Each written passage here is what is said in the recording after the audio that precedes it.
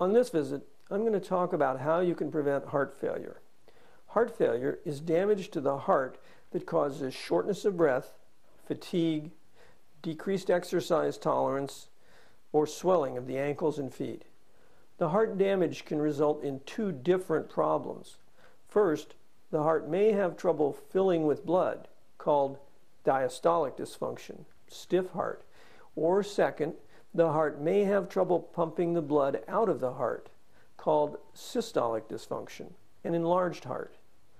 Finally, some people have heart failure with both types of dysfunction, systolic dysfunction and diastolic dysfunction, an enlarged heart and a stiff heart.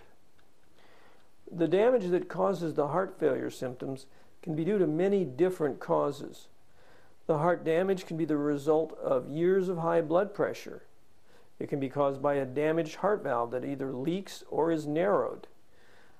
Heart damage can be caused by coronary artery disease, cholesterol buildup inside the heart arteries. The heart damage may be directly to the heart muscle from a viral infection or from an inherited genetic disorder.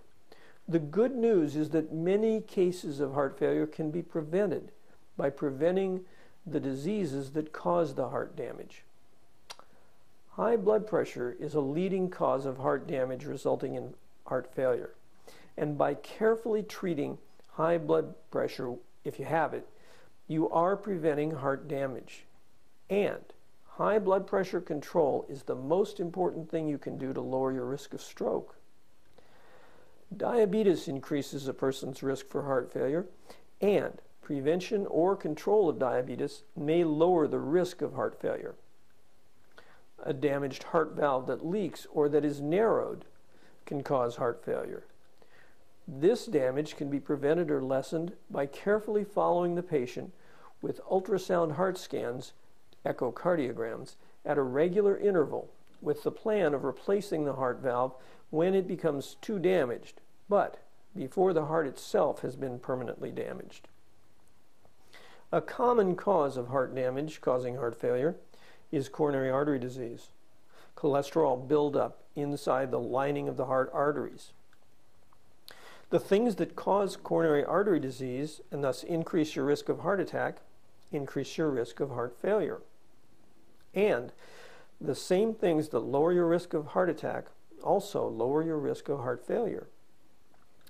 So to lower your risk of heart failure, you need to stop smoking if you smoke, and if you don't smoke, avoid secondhand smoke.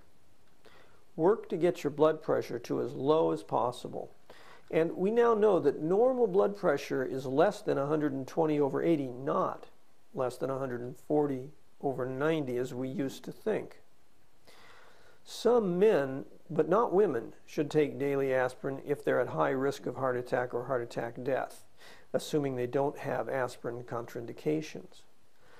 Some men, but again not women, who are at intermediate risk may also benefit from aspirin therapy. The reason for this difference is that aspirin does not lower a woman's risk of heart attack or heart attack death, but does lower her risk of stroke. So women need to determine their stroke risk to determine if the benefits of aspirin outweigh the risks. To learn more about who should consider aspirin therapy, go to the visit Aspirin for Prevention. And finally, cocaine, amphetamines, and other illegal drugs can cause heart damage and heart failure. Avoiding them clearly lowers your risk. Well, that's it for today. Thank you for visiting, and I hope you found it useful.